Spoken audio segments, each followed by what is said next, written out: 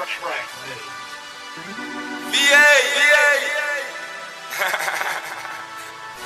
about that time, almost famous. Damn, I think I'm famous. The reason I'm out here doing this for independent artists, I saw there was a void within the industry for independent artists. They had no voice. I am the voice. I am Eddie Kayne. Damn, I think I'm famous.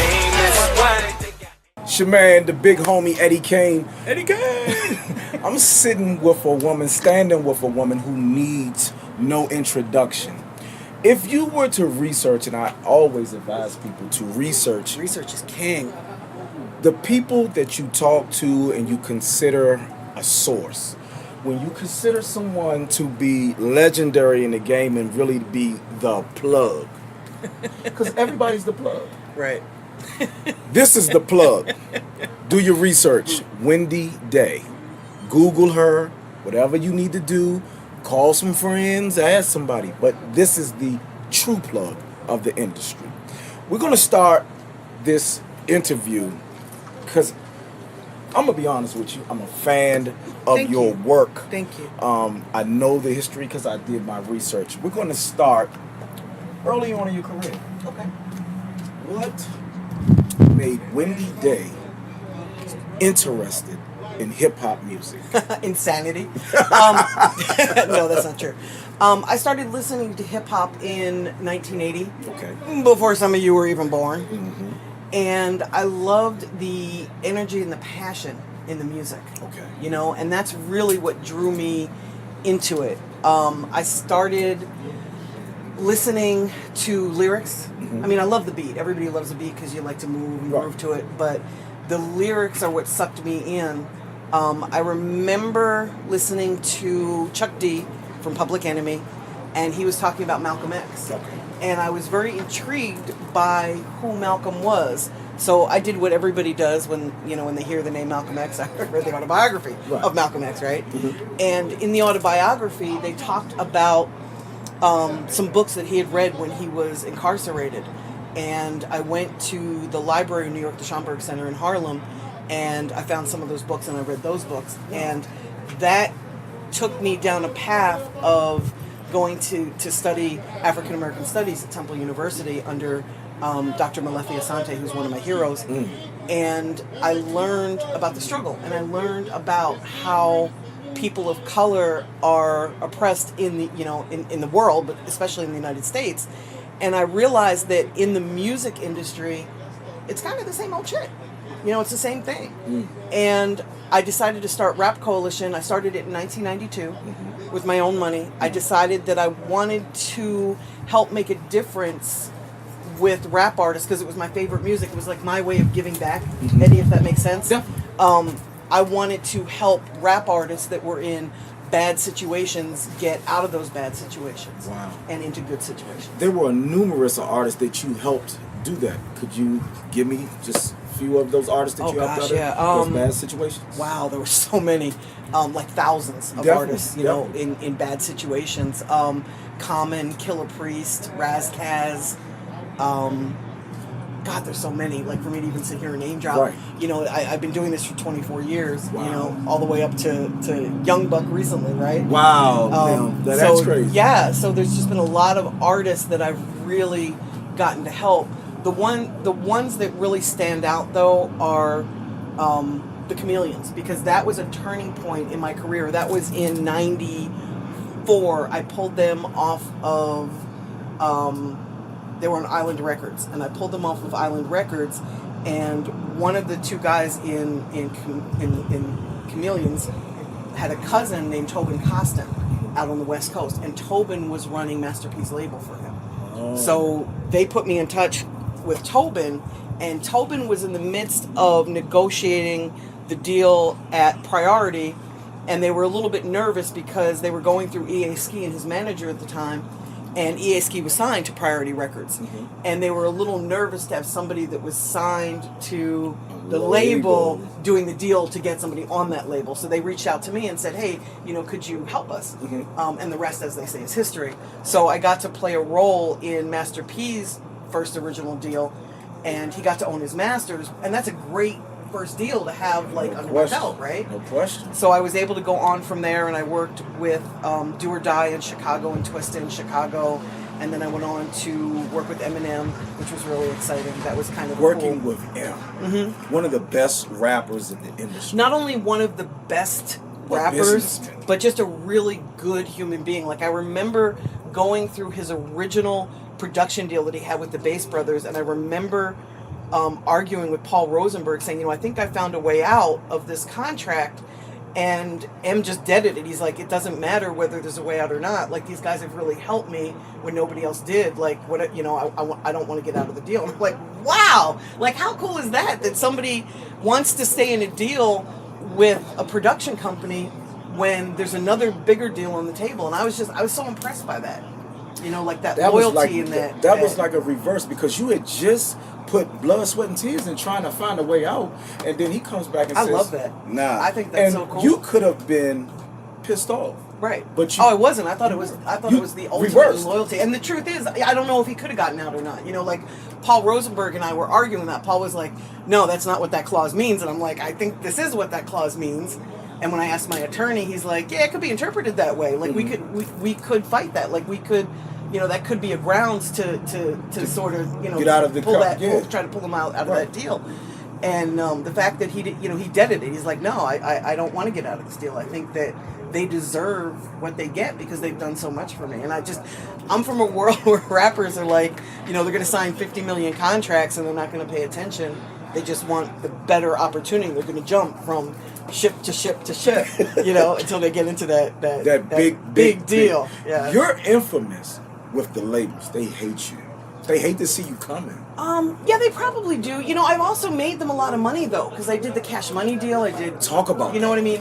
We got to get into the Eminem deal. Like there's like I made the labels a lot of money, especially the Universal family, right? Mm-hmm. A lot of money. So you know, I guess they probably do hate me. I hadn't really thought about that. They don't like to see you coming from the standpoint they know you know what you're talking about.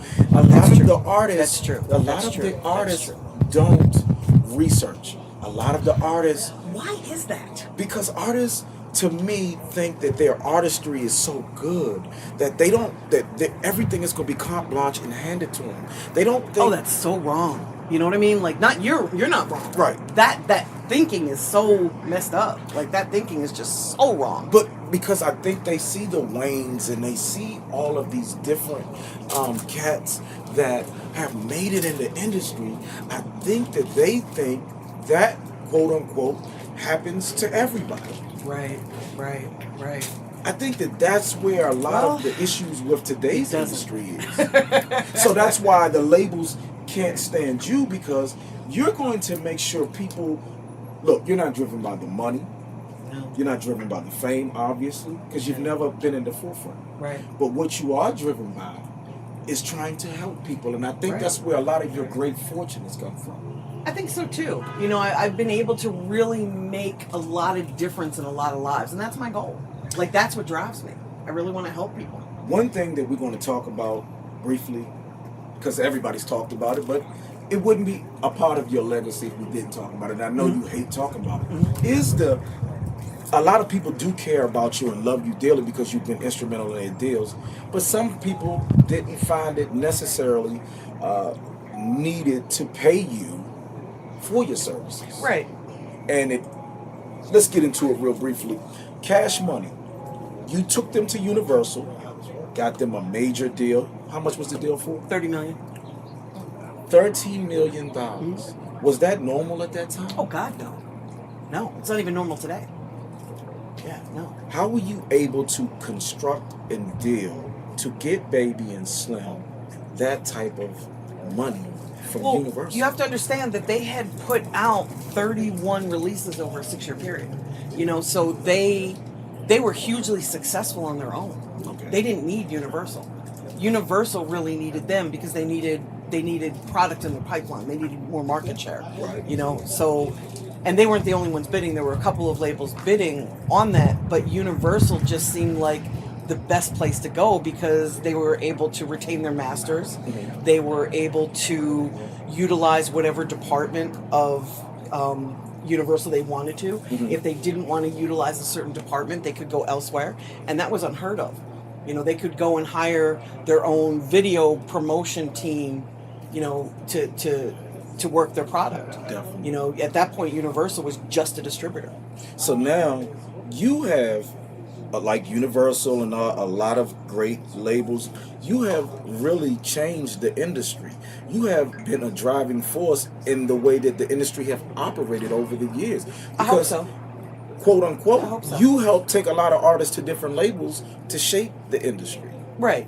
Well, and the thing is, Eddie, when I took artists, and I don't shop deals anymore, but when I did, because I don't think you need labels anymore. In case you're going to ask that. Oh, we're going to talk about that. We're going to talk about independent. Right. The new wave is independent. Absolutely, And we know that. absolutely. We know that. But when I used to take artists to labels, I kind of was like a matchmaker. Mm-hmm. You know, if there was a label that was great at street music, that's where I would take the street artist. I wouldn't take the street artist To an Epic or something. to Interscope, right, which is super pop, Right, At right. least it was back in the day. So you want to make sure that you go where the label is best at your type of music. Okay. You see what I'm saying? Definitely.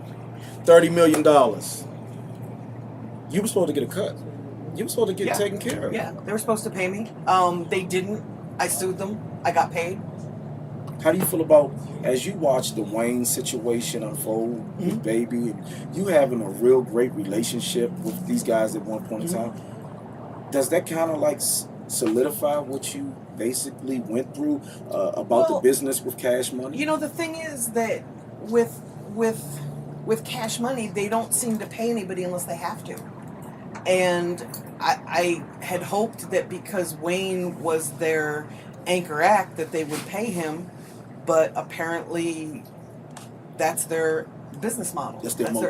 that's how they their rock. MO. It's how they rock, yeah. You know, so when I first didn't get paid by them, I was very offended by it because I had worked really hard for them for 9 months, Definitely. basically for free. Right. And I was kind of upset by that, but I realized that it wasn't personal. Wow. You know, they just don't pay anybody. It just seems to be their business model. So moving forward, And it's not just them, by the way. There's a lot of people out here that don't pay their artists. They're not unique to that. are you serious? Mm-hmm. How do you change the culture of, is that getting the labels out of the way and artists staying independent? Absolutely. I mean, if you can cut out the middlemen and you can go right to the money, you're going to get paid. Definitely. You know, if you're an artist and you can go right to the fans and the fans pay you directly, you don't have to worry about not getting paid. So back again, it results, artists need a fan base to be successful. Absolutely, in they this do. business. Yeah, absolutely. Talent is not enough. Talent's never been enough. But in today's music industry, it's especially not enough. Talent is easy to find. I can find talent on every street corner. You know, and everybody's talented. What you need is a buzz. There has to be some sort of a hype surrounding you. You have to have a fan base. It has to be a real hype. You can't just go and can't buy embellish. Yeah, Can't you embellish. can't just go buy followers and pay people to come see you perform in a club. It's got to be genuine. It's got to be legitimate. It's got to be real. So what would you suggest? It starts with the marketing promo. Absolutely. I preach this to artists. Marketing promo is significant in today's, because you have the internet. Right. The internet is the biggest. You don't have to do the flyers. You don't have to walk around. The internet is the biggest piece to success today. Right. Why is it, do you think that so many artists still don't get it? Do you want the real answer to that? I do. Laziness. I think it takes work to win, and I think people inherently are lazy. And I think a lot of artists would rather spend their time in the studio recording. They don't want to get online. They don't want to talk on their social media. They don't want to go out and perform. They don't want to go out and meet their fan base. And the internet is hugely important, right? But you also have to touch people in person. You can't just be on the internet and win. You've got to do both, right? So speaking on that, let me just say this. You have events. The new wave is having artists to sell tickets to their people. Mm-hmm. A lot of artists thinks that's frivolous. It's not a good approach to have you sell. But to me, that's how you build a organic fan base. Mm-hmm. What would you say to an artist that says selling tickets is not the key to building a fan base? I think you've got to start somewhere, and I have to admit to you, I'm not a fan of that. I'm not a fan of an artist having to get their family and friends to come, and not because there's something wrong with that. It's because artists will go where it's easy. So you know me, I'm gonna ask you to spend $10 on a ticket to come see me. You already like and love me. What I want is him, her, these people that don't know me to come. And I'm probably not going to walk up to a stranger and ask them to buy a ticket to my show. So that's my problem. My problem isn't with an artist having to sell tickets. My problem is that they go to the path of least resistance, right? So they're bringing 10 of their friends and family, and every time they're doing a show, they're asking those same people to come and support them. They're not building a fan base. They're just dragging their friends wherever they go. So I hear a lot, too, that it's the promoter's responsibility to bring the people out. What would you say to that? Yeah, I agree. I think that, well, I think it's the artist's job to build people that want to come. But I think it's the promoter's job to let people know that the artist is going to be there. So it's sort of like a joint venture, if you will. If you're a promoter and I'm an artist, I have to bring my fan base to the show, but you also have to advertise that I'm going to be there so that other people that I don't reach will know to come see me. So it's sort of like I'm helping you make money and you're helping me make money. It's exactly. Like a hand in hand. But when those artists can't bring anybody out?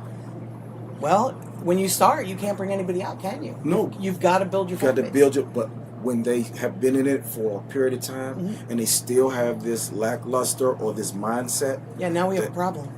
If they've been in it a while and they don't have a fan base, then I know artists who've been doing this for 7 or 8 artist. years.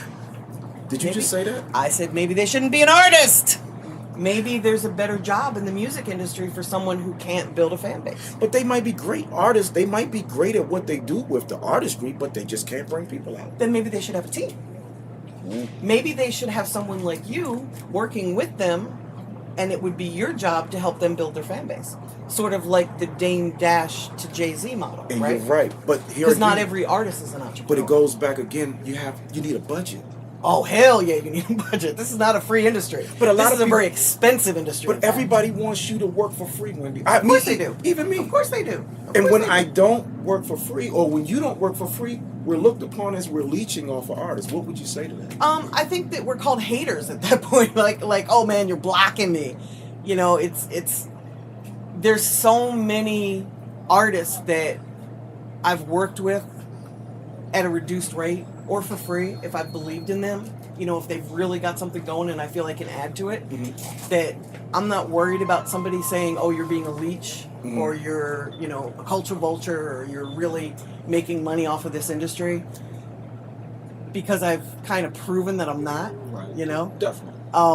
But I think that for an artist, first of all, you got to really believe in yourself. You've got to really have something to offer to a team that you want to work for a reduced rate or for free.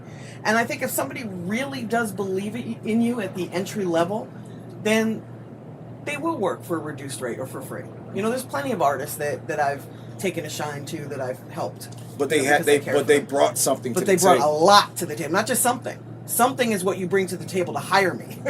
Oh. A lot is what you bring to the table if you're asking for the favor deal or you're asking for something that I don't normally do. Wow. In closing, you are not scared to inhabit. You've been in some of the roughest neighborhoods, hung with some of the biggest drug dealers, gangsters, killers, if you I will. love gangsters. I don't know what it's some sort of weird thing that I have. What makes you not shy away from that? Because you could be The realness. There are a lot of The realness. and that's crazy because let's be honest. White America is scared of the urban community based off of, not all of them, but based off of some of the language I've heard from Donald Trump and Hillary Clinton as well.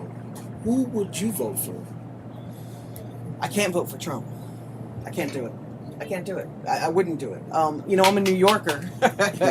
I'm a New Yorker, so I've seen how he treats the little people, the folks that he hires to work on his hotels and his buildings and his projects. You know, he doesn't pay them. So I being a little person that has gone through that myself, you know, I can't condone that. I also think he's an incredible racist. So I can't condone somebody who's going to disenfranchise a large portion of the population, you know? Like, folks are disenfranchised already.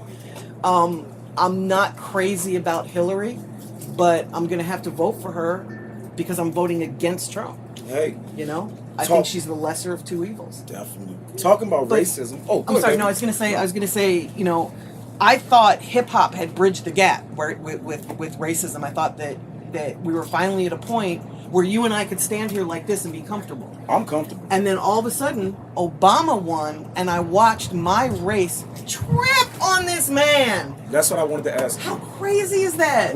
Everybody's like, race blaming is him. such a problem. But everybody's blaming Obama, and they're saying Obama's been the fault for the last 8 years. And he's done so much.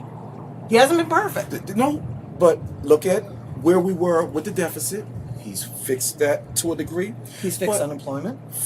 Healthcare. He's released more federal prisoners than the past 10 presidents combined. But do you believe at the end of the day Obama was powerless and was basically a figurine because he couldn't interact, he couldn't enact anything because of Congress? Right. They completely left him powerless. Yeah.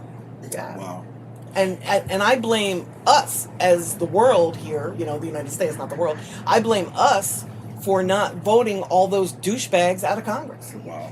You know, like, we're the ones that facilitated that. We voted people in that cock-blocked him. Wow. That's crazy. Wow. I hope I can swear. Definitely. Okay, good.